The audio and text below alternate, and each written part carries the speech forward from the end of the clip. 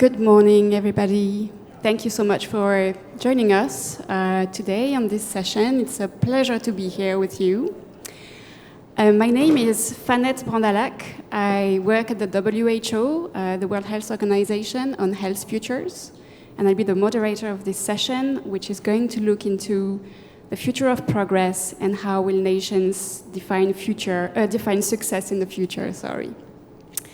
I'm joined today by three amazing speakers, and I'm going to ask them to introduce themselves before we kick it off. So, Matthew, maybe we start with you. Well, hello. Thank you very much. I'm delighted to be back here. This is my second time at the Dubai Future Forum. I was lucky to be here last year as well at the inaugural one. My name's Matthew Agarwala. I'm an economist at the Bennett Institute for Public Policy at the University of Cambridge, and I'm a senior policy fellow at the Tobin Center for Economic Policy at Yale University. Hi everyone, great to be here with you. My name is Laurel Patterson. I work at the UN Development Program, and I'm the lead for our Sustainable Development Goals SDG portfolio. Great to be here with you. I'm Brian Czech. I'm with the Center for the Advancement of the Steady State Economy, and we're based in Arlington, Virginia, in the Washington, D.C. metro area. And we have chapters around the world, and we hope to have a Dubai chapter soon. Great, thank you so much. So, as you may have figured by now with the profiles of our speakers, we're going to be taking a bit of an exploration of, how we will define success in the future, moving beyond or thinking beyond economic growth and GDP as a measure of success. And historically, we've been, as nations, recognizing economic growth as a major driver of progress, and using GDP as a measurement to define how well we were doing as societies, where basically economic growth meant prosperity. Now, we've also been, while doing this and pursuing economic growth, we've been potentially breaching planetary boundaries. We've been also, as a humanity, overlooking some social concerns. And so there's a growing body of work and reflection around the fact that potentially economic growth and GDP are not exactly fit for purpose as we go forward. So, in that respect, the whole reflection around the Sustainable Development Goals has been an important step in shifting from GDP as a main indicator to trying to value what counts for humans, and Laurel will elaborate on this later.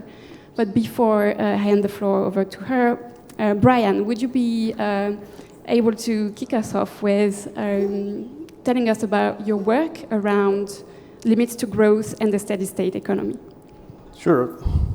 Thanks, Annette. All right, so yes, I run the Center for the Advancement of the Steady State Economy, and if you're not too familiar with that term, probably the easiest way to look at it is if this is economic growth and this is degrowth, then the third alternative, the thing in between, that's the steady state economy. So at CASI, that's our acronym for the Center for the Advancement, we like to say that sustainability is a steady state economy. And when it comes to GDP, that is a great measure of the size of the economy. And in fact, I think we probably ought to back up already a bit and remind ourselves exactly what economic growth is. Because if we don't, then a lot of times there's kind of a fuzzy notion that it's some sort of magical elixir like manna from heaven or something. And in fact, economic growth is simply increasing production and consumption of goods and services in the aggregate. So, you may have all kinds of sectoral readjustments happening. You might have more electronic cars here and less Hummers there. That may occur in a growing or in a degrowing or in a steady state economy. But growth is an increase in the production and consumption of goods and services in the aggregate. And so that entails a growing population and or per capita consumption, per capita production and consumption of goods and services. And it's measured by GDP. So now at CASI, we are not one of the entities that says, just get rid of GDP. We like to use a medical metaphor in thinking about GDP.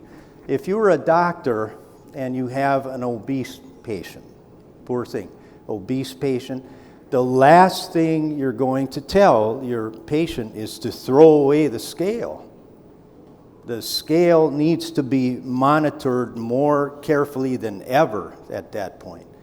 As it is with an economy, $100 trillion global GDP is alarming. And so that GDP needs to be monitored as carefully now as ever. But the wise doctor with that patient, the doctor's going to use a blood pressure cuff and a stethoscope and other methods and metrics to get some sense holistically of the health of that patient. So I think that's largely a theme of the panel here, is what are some of those other instruments and metrics for a holistic sense of the health of the economy. And now I was asked to describe briefly the conflict between economic growth and environmental protection. And in such a short time, the way I'll do that is hone in on biodiversity conservation. Because, biodiversity is like the canary in the coal mine of the environment. And if it's going down the tubes, that's very alarming for Homo sapiens as well. And so the way to describe that conflict represented with biodiversity is that the process of economic growth is a process of reallocating natural capital from the economy of nature on over to the human economy. And I'll elaborate just a little bit at each end of that process. So the economy of nature with its biodiversity, is like on a spectrum from nucleotides at the molecular level all the way to biomes at a really crude ecosystem level. But somewhere toward the middle of that spectrum is the species. Yeah, these other creatures on Earth that we love and that we have an emotional, practically, connection with. And in nature, in a state of ecological integrity, they're in that economy of nature in very complex, intricate, connected, functioning ecosystems. Now, as the capitalist or the socialist economic growth planner, we're looking at that economy of nature and we're saying there's a bunch of natural capital there. There's woods, waters, soils, minerals, fisheries, and so on. And we're going to have to take that and bring that over here, and then with labor and manufactured capital and financial capital, we convert that natural capital into goods and services, producer and consumer goods and services. In other words, intermediate and final goods and services. And it's those final goods and services that are measured in the measurement of GDP. So I think that helps describe the theoretical conflict between growth and biodiversity conservation. And then thinking about it empirically, if you look at why there are so many more species added to the list every year of imperiled species, endangered species, the causes of that, the causes of species endangerment are like a who's who of the global economy. Because once again, you had to reallocate all that natural capital, and different sectors of the economy are focused on different elements of natural capital than other sectors. So, and that's from the production side, but you also have the throughput, the pipe of throughput, if you will, at the end of which is pollution, including the greenhouse gases, of course, that cause that other little environmental problem. that'll be focused on here in a couple weeks. There's just a couple more things I want to say about that conflict between economic growth and environmental protection, and then I'll be done. It's not like a tree hugger thing, because the environment, of course, is the foundation for tomorrow's economy, future economy. 7 generations, as Native Americans in North America would say. So it's really a conflict between economic growth and economic sustainability, kind of ironically. And economic sustainability is required for national security of nations, and international stability. So really, it's a conflict between economic growth and 4 really important things: environmental protection, economic sustainability, national security, and international stability. And then secondly, about that conflict, it's not something to be reconciled via technological progress. It's a fundamental conflict because it redounds to the first 2 laws of thermodynamics and basic principles of ecology. And we could probably summarize it with one sentence, and then I'll be done. You could say, with just a little bit of ecological jargon, you could say, due to the tremendous breadth of the human niche, which expands via technological progress, the human economy grows at the competitive exclusion of non-human species in the aggregate. Thank you. Thank you for kicking us off and pushing the boundaries of what we might be thinking around growth and sustainability. And talking about sustainability, Laurel, if we don't entirely throw away the scale of GDP, can you tell us a bit more about the work around the Sustainable Development Goals and why it's very important now in this period of time that we consider other indicators beyond the GDP? Thanks, Annette. And let me go back to the analogy of the patient and play around with it for a minute. So if you're that patient and you find yourself in a doctor's office with a set of statistics which indicate certain things probably extremely troubling for you, now let's open up that discussion space about what's most important to you. You didn't walk into that doctor's office out of the blue. So there's a history, right, that has different drivers that are environmental, they're social, they're cultural, they're economic, that brought you to that state, which has put you out of sync, probably, right, with your own body in different ways, and it's now showing up in these different metrics. You have a series of solutions, of potential pathways and opportunities ahead of you, and you can't do everything at once. You probably got a solid dozen indicators that all need work. You can't address them all at once. What are the most important things to address first? And I'll say it a different way. What are the most important things for you to address first? Because the pathway for me to tackle that challenge versus you will be different for many, many different reasons. But what's critical is that we identify the pathways that we can action based on our experiences as well as based on our future ambition for ourselves. Where do I want to be? What do I aspire? Because those are the kinds of questions that energize our action. And what I think is really important for us, this is our second day, this is our final day, is we have to focus on this gap between what we know, what we feel, what we believe, and what we do. Because collectively, we're producing results that none of us want, and yet we are. So how do we bridge that? And for me, what's really important, thinking about the economy, thinking about how success of nations in the future, is making that really contextualized. And starting with, we don't start from outer space, and we don't start as if we just arrived here one day, starting by understanding what brought us here, and where are our centers of energy? What are those acupuncture points that can start to create a flex in the system for more positive gains? Because we can't do everything all at once. And fundamentally, a lot of what we see in holistic health, just to go back to that example one more time, is that there's a lot you can do yourself without an intervention from somebody else or the medical profession. Change the way you eat, understand food as medicine, et cetera, et cetera. Those are within your control. It builds your agency, right?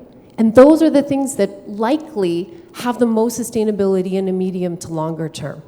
So when we think about GDP, I'll roll back to GDP, there's clear limitations to what it can offer. So it doesn't really provide any kind of proxy for development for all of the reasons I just mentioned, because development is multidimensional. It changes, it's dynamic. It doesn't sit in sectors, it sits at intersections, and it changes for us over time. So we need measurements and ways of thinking about success that allow us to capture that. The second thing, in relating to what Brian had said that GDP doesn't allow us to do, is really understand how we created that wealth and what we're going to do with it next. Neither. We can't see either. So therefore, the quality of growth becomes a very important question for a room like this. It's not only for economists to answer that question.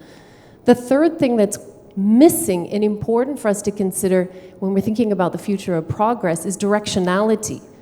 Are we seeing changes in the way we're growing that are smarter, that are greener, that are more inclusive? Can we measure that? And where I agree with Brian is that if you can't measure it, it's very difficult to set milestones and know where you're headed. So some of the things that make GDP effective is that it's quite concise.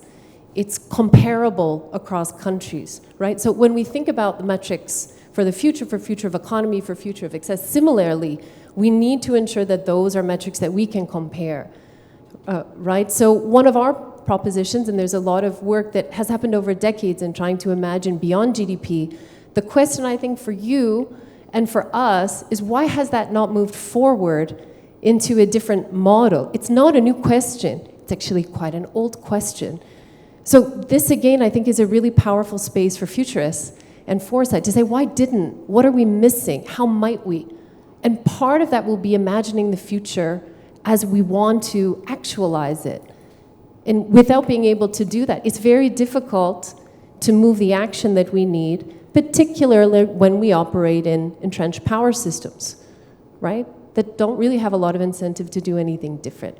So for us, and coming back to the SDGs, there's an opportunity space in the SDGs to start to think about the different dimensions of development, sustainable, economic, social aspects. And there's a whole measurement metrics that goes along with that. One of the things for the people that were involved from the SDGs from the beginning of 2015, there was a huge process in setting the ambition, transforming our world. That's the tagline of the 2030 agenda. And an agenda not only for today, but for future generations. It's a systems agenda, and it's a futurist agenda. And then set that aside. The implementation of it was not as clearly thought through as that vision. So what we found when the goals were agreed in 2015 is that the measurement of them lacked. And even today, we're only able to measure with internationally comparable metrics for 140 of the 169 targets. So there's a lot that we know more of than we did before, but there's a long distance to go. My perspective would be, looking at the challenges that we see today, we need to take that vast landscape. I like to think of the SDGs, when you think about the targets, not the goals, as an opportunity landscape. It's integrated, and it interacts. They're interdependent, those goals. Is start to think about that in terms of well-being, right? What does well-being mean for us? It means our safety, our personal as well as our collective safety in communities. It means health. It means our ability for self-actualization as much as for social relationships and so on. The second around sustainability, clearly. How do we live within planetary boundaries and act as stewards for the planet? And the third would be resilience. How do we move from a vulnerability framing to one of resilience? How would we measure that? What would it look like?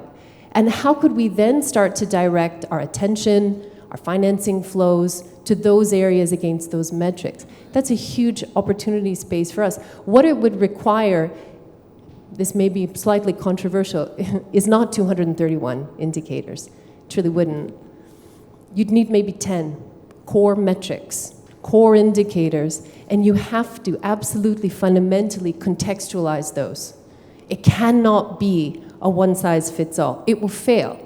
And we'll find ourselves coming back 10 years from now talking about the future of GDP. We don't want to do that, and there's no time to do that.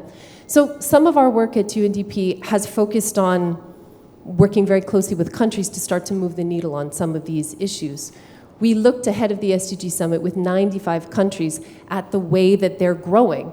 And then we asked 2 questions. Is that growth sustainable, by looking at their carbon footprint? And is it inclusive, looking at short-run poverty simulations? And what we found is that 72 out of 95 countries have increased their emissions since 2019. And we used 2019 so that we could understand COVID impact. 80% of those countries are either stagnant in terms of their poverty levels or they're moving backwards. So this tells us that something is fundamentally broken in our system, and our metrics, as they stand right now, aren't able to capture that sufficiently. We ask countries further, what are an opportunity space that starts to activate those acupuncture points? And some of the things that come up, and I know Matthew will talk about this as well, was around jobs and growth, quality growth, and not jobs for the sake of jobs, but jobs that empower women, okay? That's target 5.5. I'll play a little target game with you here. That empower young people, 4.4, and that build social inclusive for all people in society, 10.2. And we've got metrics for that. So I think the key is to be able to build from some of what we have and certainly what we've learned. But with a group like this, the question becomes, how do we imagine that future? And once we imagine that future, then we're in a much better position to identify the metrics that matter. And as I sit in the middle of 2 economists and confess to you that I'm not one, it's really fundamental for you and us as futurists that we work collectively in identifying what those metrics are. It cannot be the sole purview of one discipline or another to determine these. But what it means is for all of us, and I believe this is a really exciting opportunity space in terms of measurement, future of progress, future of economy, is really truly to think about how you could learn more about other disciplines, which may not be your area of specialization. How could you act as your own investigative journalist? Find out more. Ask the questions that are uncomfortable because you literally have no idea. Good. You know, and I think so long as we stay really firmly at the bottom of a learning curve, where we have the most humility, this is really the way that we can start to build collaboration so that next time we come together, we'll be talking about progress on that different set of metrics and a different way of thinking about growth of economies and success of nations. Thank you. Interesting points. Contextualization, multidimensional development, quality of growth, and directionality. So, Matthew, if the SDGs are kind of the direction of travel, could you tell us a bit more about your research and your area of work around inclusive wealth and how that might help realize some of these ambitions? Yes, absolutely, and thank you. I feel a bit unlucky that I have to speak after these brilliant speakers because by comparison I may pale. But I'm going to promise you something, an economic measure that is inherently futurist. It's inherently forward-looking. But before we get to that, I want to take a look back at where we've come from. GDP, the precursor to GDP, gross domestic product, was first developed in about the 1930s by an economist named Simon Kuznets, who was working for President Roosevelt. His question, the president's question, was, can the US afford to enter the war? This is the Second World War. And he had to come up with an answer. Do we have an economy sufficient to be able to enter that war? And that was the first starting point for GDP. In the nearly century since then, economies all around the world have targeted GDP growth as the objective, as the definition of progress. But Simon Kuznets warned on day one that his version of GDP was not a measure of welfare, should not be used as a measure of welfare, and could not be understood as such. It was merely a measure of the size of the economy. I think over the past century, GDP growth has actually brought about a wonderful transformation in the human condition. We have seen life expectancy extended, literacy rates and access to education improved. The proportion of the global population suffering in abject poverty has collapsed. Access to nutrition and food and healthcare has been proved in all corners of the world, and we have seen the empowerment and enfranchisement of women and minorities into political systems all around the world as well. Now, these gains are unequal across countries, certainly, but there are gains in every part of the world unambiguously. That's an amazing transformation in the human condition in just 100 years. So GDP growth has done many wonderful things for us. The problem is that it has also released 1.5 trillion tons of CO2 into the atmosphere. It has pushed 1 million species to the brink of extinction. And in just the past 50 years, we have seen a 70% decline, that's the global average, in wildlife populations. And as yet, GDP growth has failed to address a series of crises of inequality around gender, race, income, within countries and between them. And for this reason, I think GDP growth is no longer a measure fit for purpose for the future of progress for our species. GDP growth was of and for the 20th century, where the rate-limiting factor was that most people didn't have enough stuff, enough food, clothing, shelter, healthcare. And it's a great measure of how well we are addressing those constraints. But the mounting climate, biodiversity, and inequality crises that we face cannot be solved by GDP growth alone. We need a new economic model. And the way that I like to describe that model, if you'll permit me to leave the patient analogy and introduce one of my own, is that we should imagine that we are running a bakery. The size of the pie that we can produce in the future depends on the stock of ingredients in our pantry. If we run out of ingredients, then tomorrow's pie is unambiguously smaller. Well, it turns out that after half a century of research and half a dozen Nobel laureates, and some of my brilliant Cambridge colleagues, Professor Siddhartha Dasgupta, Professor Dame Diane Coyle, and others, we have discovered that the economy operates just like that bakery, except that the size of the pie in the future isn't going to be measured in dollars of the pie. It's going to be measured in quality of life, and that the core ingredients in our economic pantry are not flour and sugar and milk. They are capital assets, broadly defined to include natural capital, those elements of nature like a stable climate system, healthy ecosystems, fresh, clean water, safe air that doesn't make us sick when we breathe it. These are capital assets that underpin economic productivity and output. So too is our human capital, the health and skills of the population. Our social capital, the degree to which we trust each other, we trust in business, we trust in governments, the ability of communities to overcome collective action problems. That's a capital asset in the economy. Physical capital, infrastructure, buildings, of course, hugely important. Combined, it is these capitals, our natural, human, social, and physical capital, that determines our economic pantry. Those are the assets. They are the core ingredients of economic prosperity. And GDP growth measures only the size of the pie, but it ignores entirely what is happening in our economic pantry. And for too long, our economic statistics have encouraged us to grow the pie simply by raiding the pantry. And natural capital is the only asset that is in consistent worldwide decline. What we need is measures of inclusive wealth. We need to measure that economic pantry. And that's one of the things that we've been doing at the UN and at the World Bank and at countries all around the world. If the Sustainable Development Goals tell us the direction we want to travel, the world that we want, the outcome that we need, then it is our productive capacity, our inclusive wealth, our economic pantry that determines our ability to deliver that goal of achieving the 2030 agenda. Thank you very much.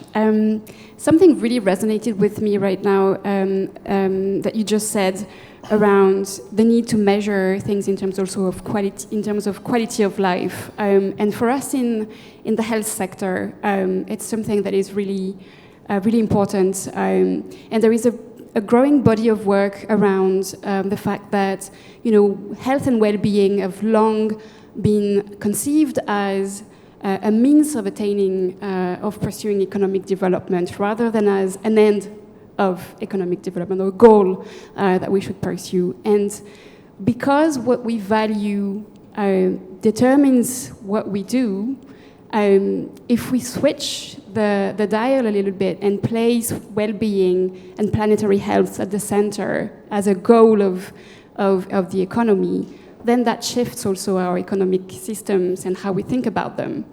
So it's really fascinating. Thank you so much. We're running a little bit late in the panel, so the next question that I wanted to pose to you, and I would ask you to maybe be really brief about it and give us maybe in a tweet format like someone said yesterday. In your view, what's the one thing that we can do to advance this area of work and to start moving beyond the GDP? Brian? Well, if we have to limit it to one thing that each individual can do, sign the Cassie position on economic growth, which is calling for the steady state economy and seriously what we might call steady statesmanship in international diplomacy. If we can't get to that transition of diplomacy that is centered upon limits to growth and the need for nation states to deal with that crisis on planet Earth, then futures are really bleak. And I'm just saying that, a very small step in that direction is indeed to sign that. So that's at steadystate.org. Thank you, Brian. Laurel? So for me, I think for what we can do, literally us in this room, think across disciplines where you can start to build bridges. What are the questions that you would want to ask? And challenge yourself. If you're a health expert, if you're a governance expert, challenge yourself not to put your issue in the center of the network. It's so hard not to do that, right? But we'll say health is a driver, which it is.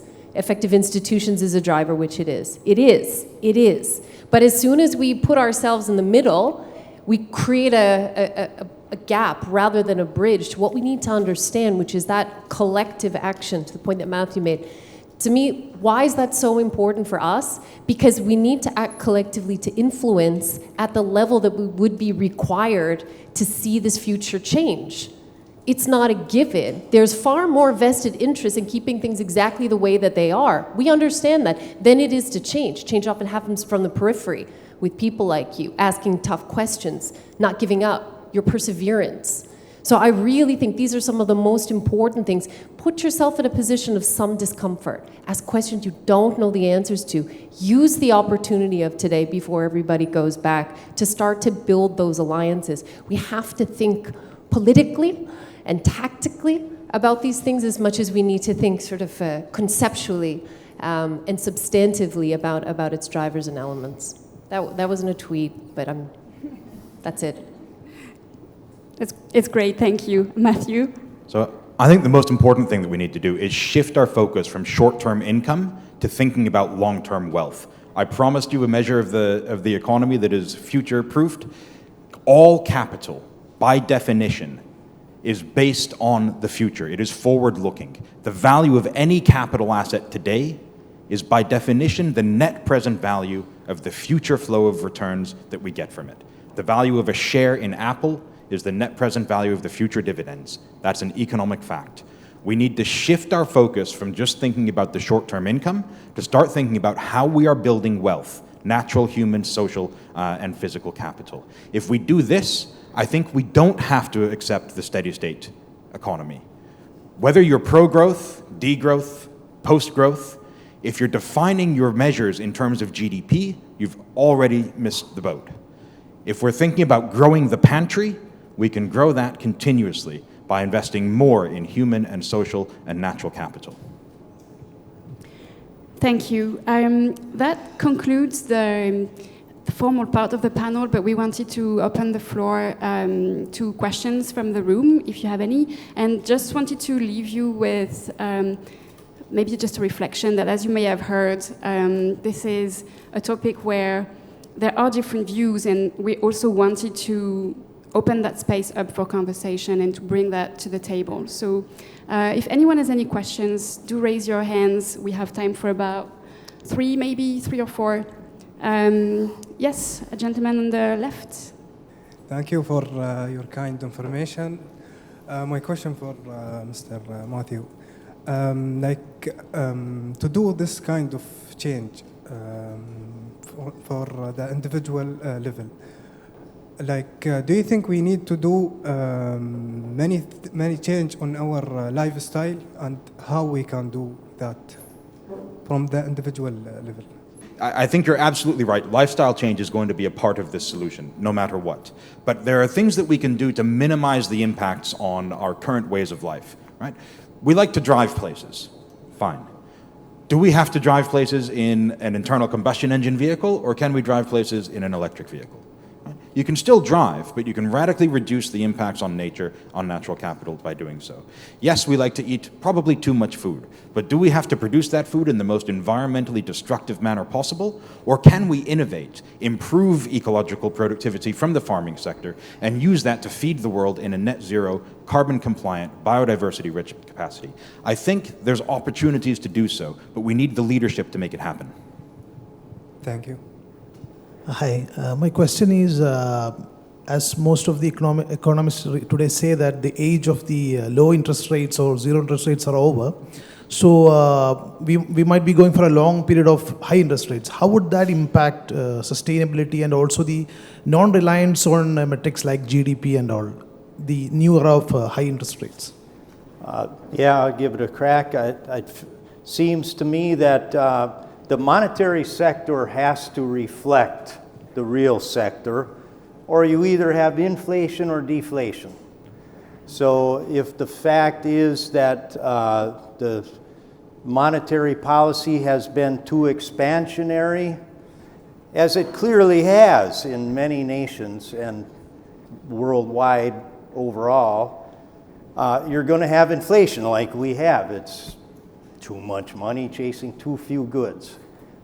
And due to the limits of the pantry, starting and centered around the economy of nature, there's certainly, which we are broaching as we speak. We're at the limits to growth. You look at the research of the Global Footprint Network, which calculates the ecological footprint of anything from the individual to the planetary economy, and we're using way too much natural capital than can be sustained. The only way that this is able to happen is we're liquidating the stocks of natural capital, and I think that's one of the reasons that we have to get serious about a steady state economy, because when you run out of the natural capital, you can't make something from nothing. You can have all the cooks in the kitchen that you can pack in there, and you can have all of the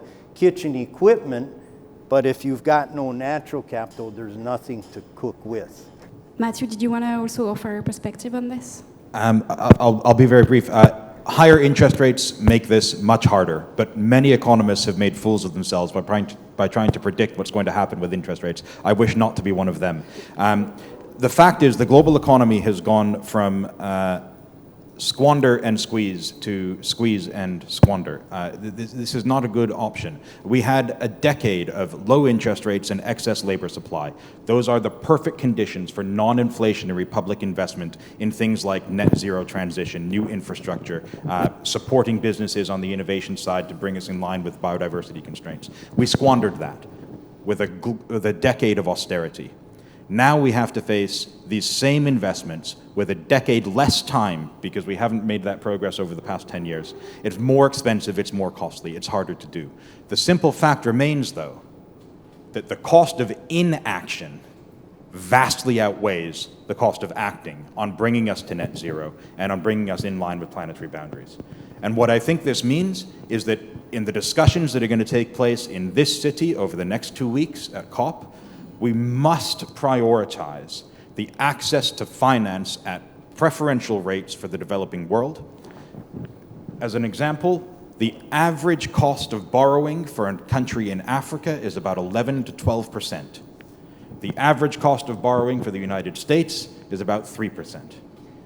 How can we expect these economies to be competitive in the race to net zero if they're facing a cost of borrowing that's 4 times higher than the wealthiest country?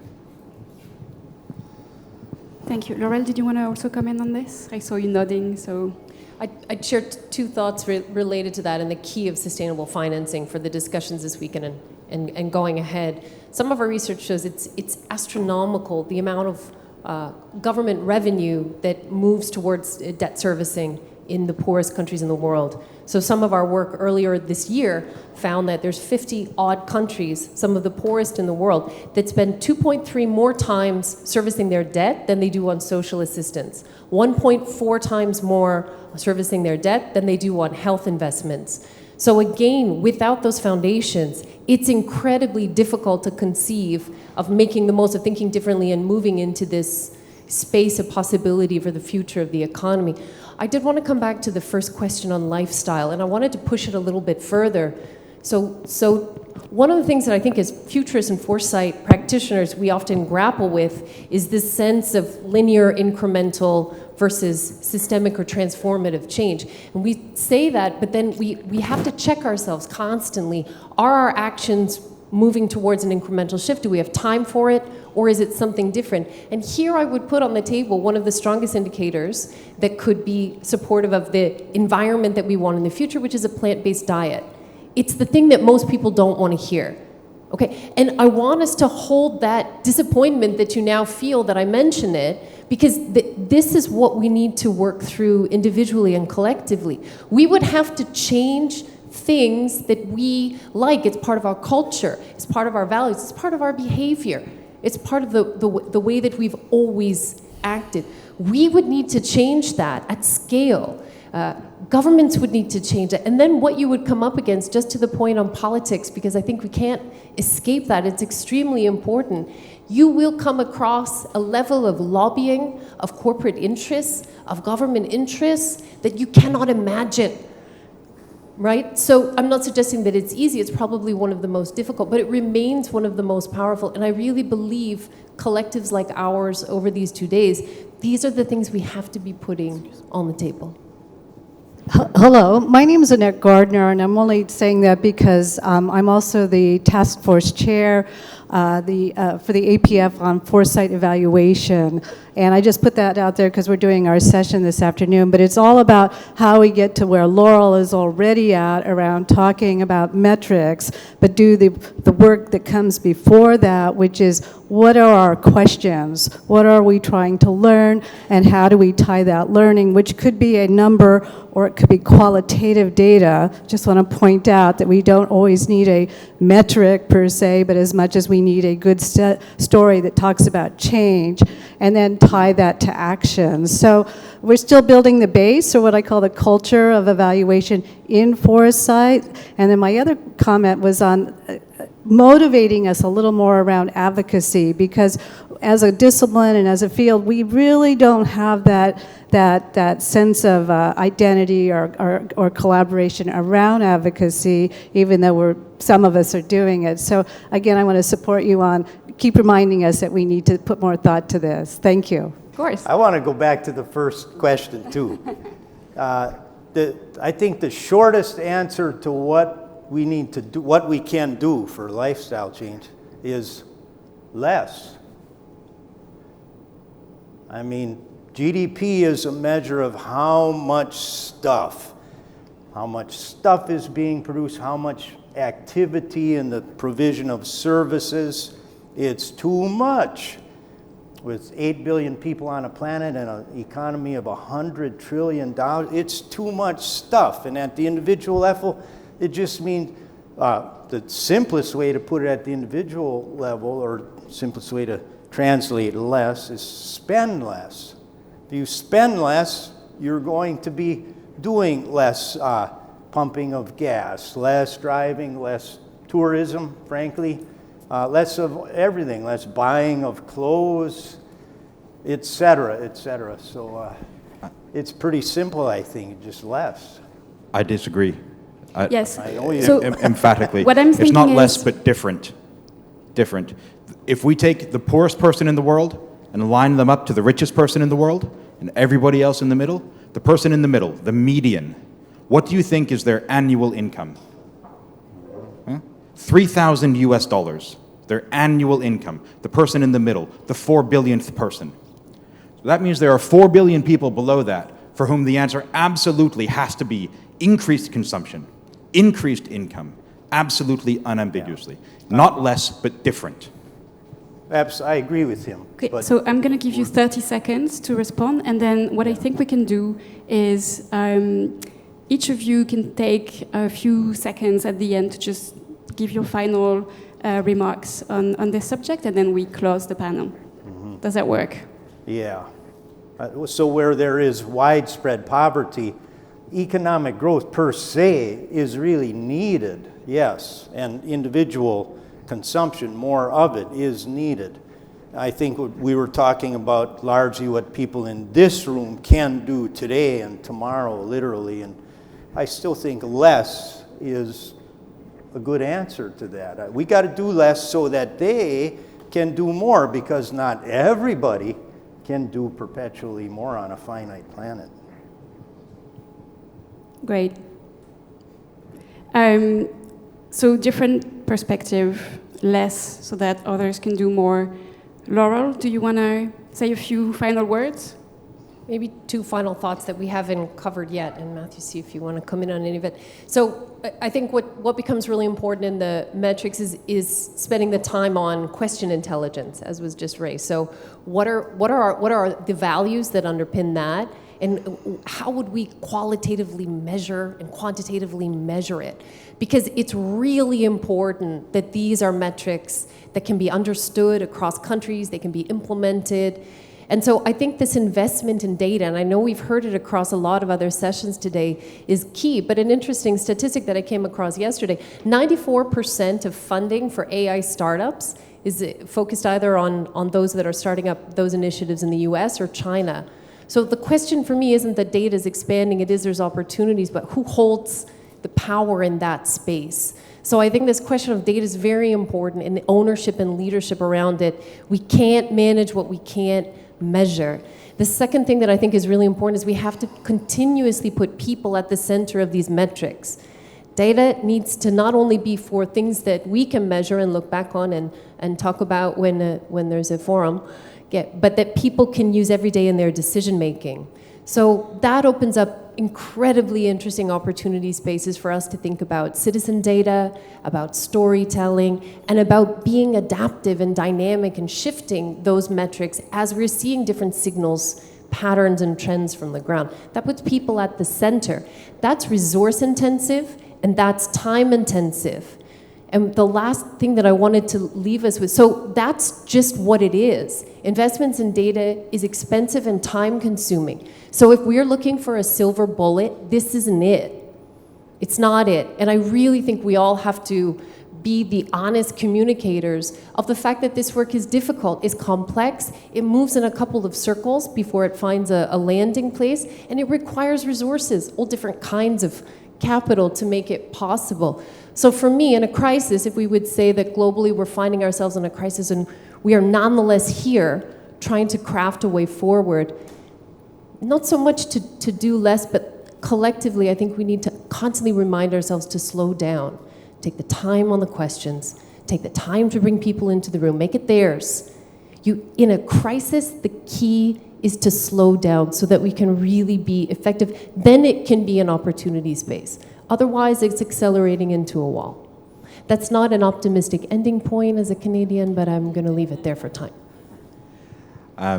Well, I think, Laurel, you made a really brilliant point that I should have also commented on, and so I'll do it now. It does cost money, it takes time, and requires effort to develop the metrics to measure our economic pantry. And yes, there's a cost to that, but I would put it to you, and sure, I'm an academic, so of course I would say this, but the cost of information is always cheaper than the cost of ignorance. And we're going to face those high costs of ignorance if we don't decide to measure our economic pantry. I think I'll leave it there. Perfect. Thank you so much. Thank you everyone for joining this panel today. We might be leaving you with more questions than answers, but this was kind of also one of the objectives of this discussion. And we hope that you continue thinking about how we might define progress in the future as you go into your next panels and discussions around the next few days. Thank you so much.